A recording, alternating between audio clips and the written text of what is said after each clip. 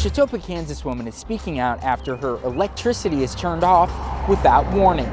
I'm Zach Dodge with the story.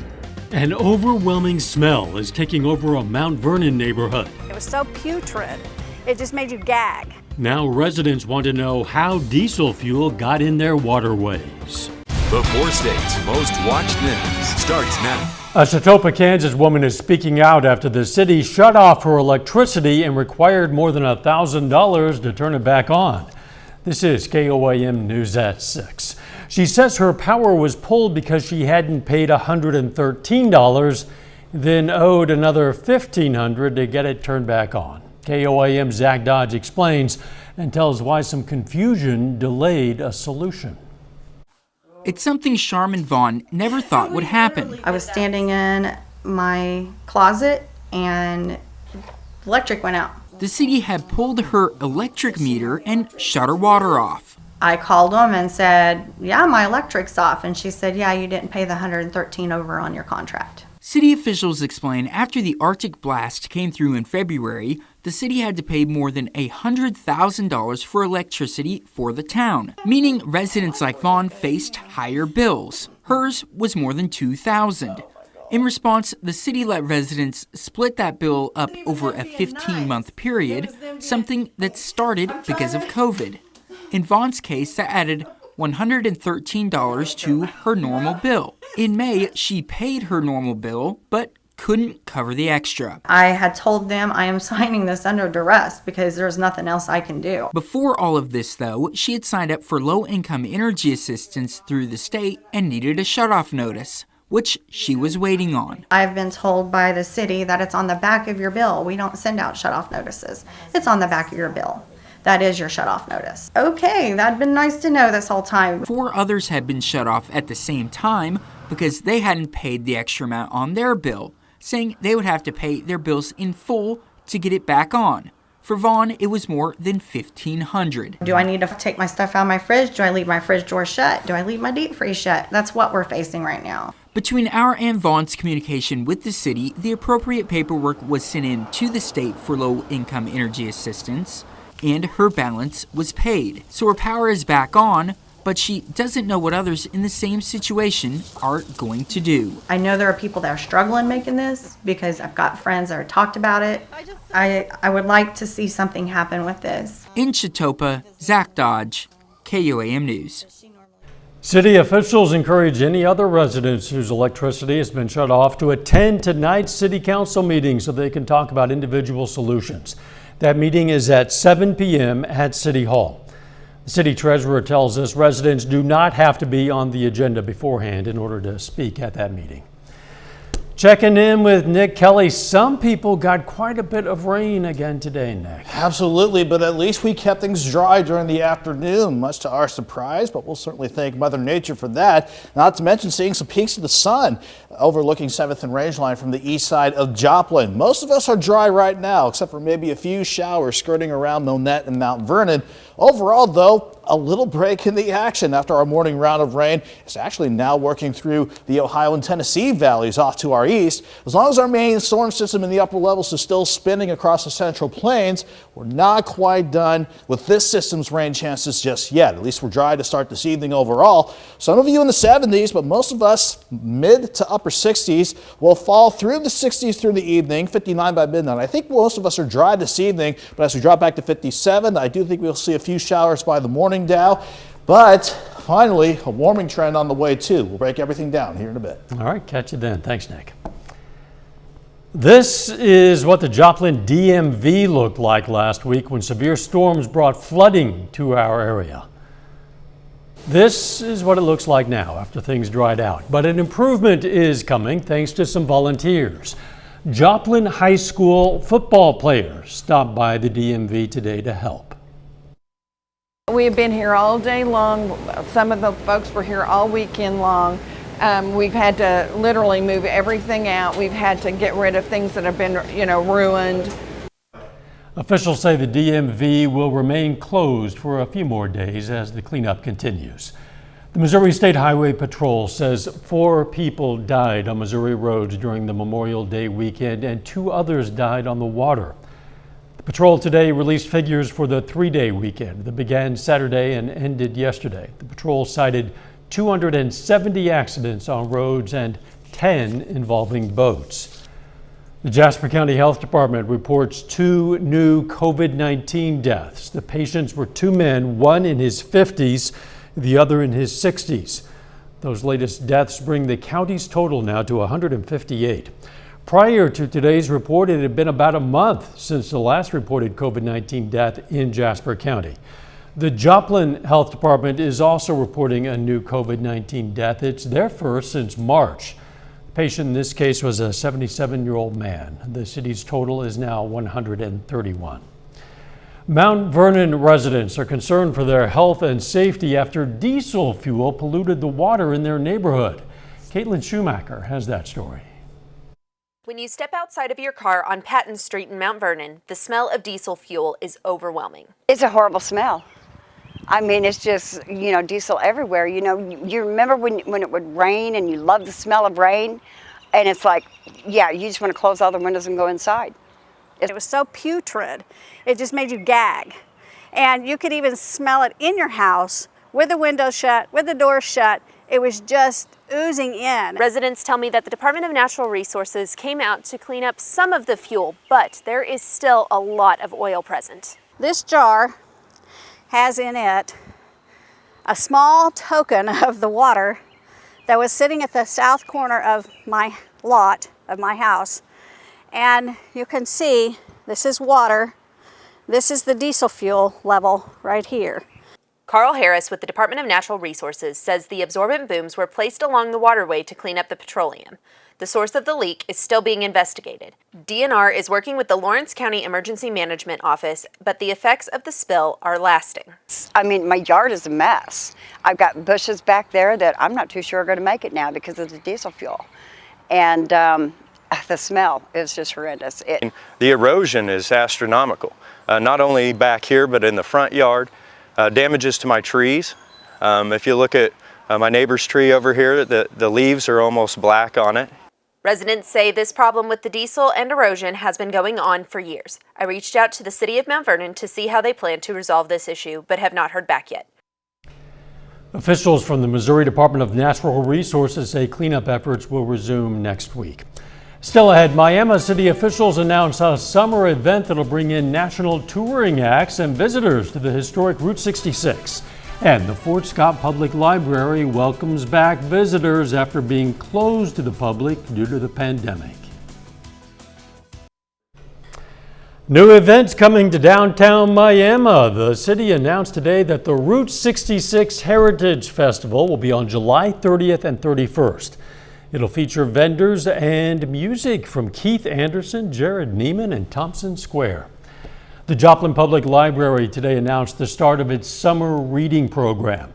This year's theme is Tales and Tales. Tales as in animal tales and tales like stories. The program features challenges based on reading time, which people of all ages can work toward to earn prizes.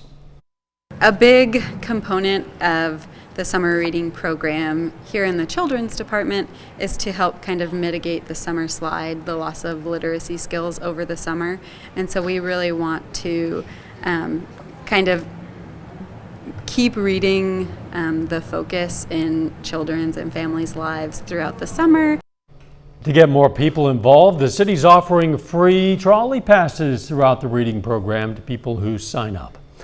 The Fort Scott, Kansas Public Library is once again open to the public. It had closed due to the pandemic.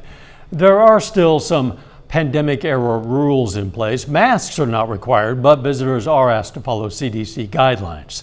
Library employees are just happy to see their patrons again. It feels really good. The people who've been in so far have been happy to see us when it's not just yelling through a locked door, hey, how are you, have a good weekend. So it's nice to be able to actually see people as close to face, still 6 feet apart, but a lot closer. The library hours are 9:30 to 5:30 Monday through Friday and 9:30 to 1:30 on Saturdays. Later, President Biden visits Tulsa to pay respects to the victims of the 1921 Black Wall Street race massacre. Plus, while some rain chances want to stick around for our Wednesday, we finally start warming things up. Forecast up next.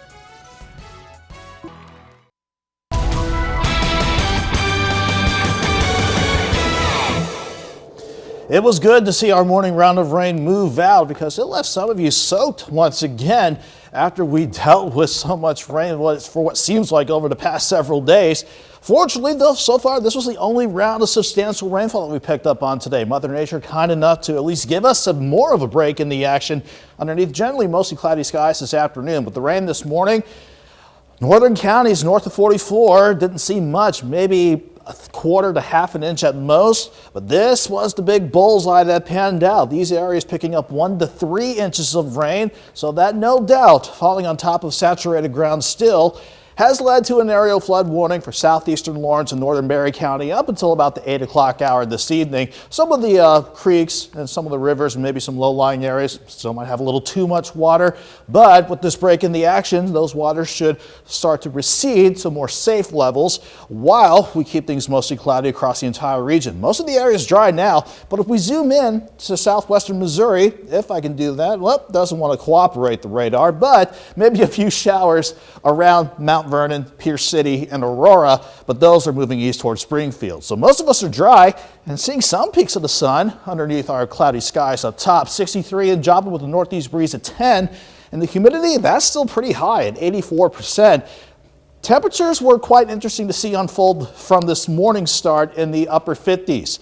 If you are stuck underneath the stubborn cloud cover, the best we could do this afternoon were lower to middle 60s. If you saw peaks of the sun, though, we had 73 at Chanute at the 2 o'clock hour. We're still at that number. 75 in Yates Center, jump to 65 in Lamar, and 61 in the Osho. So a big contrast in temperatures, but everyone's going to drop back through the 60s and eventually down to about 57 for overnight lows. Let me take you back to the maps. The wider view showing not a lot happening on top of the region now, but our morning round of rain working into the Tennessee and Ohio River Valley. Our frontal system well to the south, that's going to keep any good, strong, or severe storm chances away from us. But it's this upper low once again, even though it's working through the state of Kansas now. This, as long as it's still around, it's going to keep us mostly cloudy as we go through the rest of the evening, with again maybe a few random showers closer to Springfield and moving east. Most of us are dry during the late night, but by the time we hit sunrise, maybe a few showers trying to pop up again before we try and see maybe a few more scattered showers or storms. But in general, we'll start the day mostly cloudy and hopefully with some peaks of afternoon sun. We'll do better with temperatures. 57 in the morning, 68 by noon. We'll shoot for afternoon highs around 74. Looking pretty okay for our Thursday morning, generally dry, lows back in the upper 50s, and then looking good for Thursday. Mainly a dry day with highs back in the upper 70s as that storm system finally gets the hint and clears out. We'll keep quiet for Friday and warm, then this upper low being grabbed by the jet on Saturday through the upcoming weekend. That is what's going to bring those rain chances back on the upswing once again. 74 tomorrow. Let's go 78 for Thursday and 81 Friday. Both days, maybe a random shower, but primarily good days to dry out. But even though the rain chances pick back up into early next week, Dow temperatures, thankfully, staying warm. That's good. I know that in a month or so we're going to be complaining about the lack of rain, but goodness gracious, too much right now. I know. We're thankful for a dry Thursday and Friday ahead of us. You bet. Thanks, Nick. Still ahead on KOAM News at 6. President Biden is marking 100 years since the Tulsa race massacre. I'm Danya Backus in Tulsa, Oklahoma, where he's expected to meet with survivors. President Biden traveled to Tulsa, Oklahoma today to mark 100 years since the Tulsa race massacre. It was one of our nation's darkest moments of racial violence. As many as 300 Black Americans died in that massacre, and the center of Tulsa's Black Commerce District, known as Black Wall Street, was destroyed. Danya Backus reports from Tulsa. President Biden is visiting Tulsa today to remember and honor the victims of the race massacre that began 100 years ago Monday. Some injustices are so heinous, so horrific, so grievous, they can't be buried, no matter how hard people try.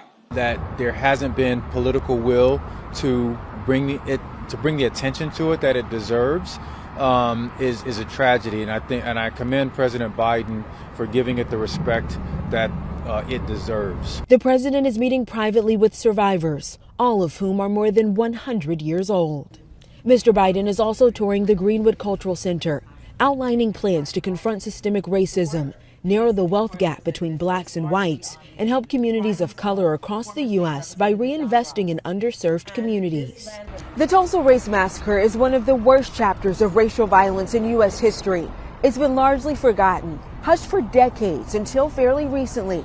Mr. Biden is the first sitting president to travel here to honor its victims. The violence erupted after a black man was accused of assaulting a white woman. A white mob killed and injured hundreds of black residents in the thriving business district known as Black Wall Street. Thousands of others were forced into internment camps. The mob looted and burned the Greenwood district, destroying more than 1,200 homes and businesses. Today, 100 years later, the legacy of Black Wall Street will endure as people come together to remember and make sure an attack like this never happens again. Danya Backus, CBS News, Tulsa, Oklahoma. A final check on the weather is next. Take a moment now to honor a local veteran. Roland Davis served in the U.S. Army with the 138th Infantry, the 17th Airborne, and the 3rd Infantry. His hometown, Joplin. And we are proud to salute Roland Davis. He's tonight's 4-state hero.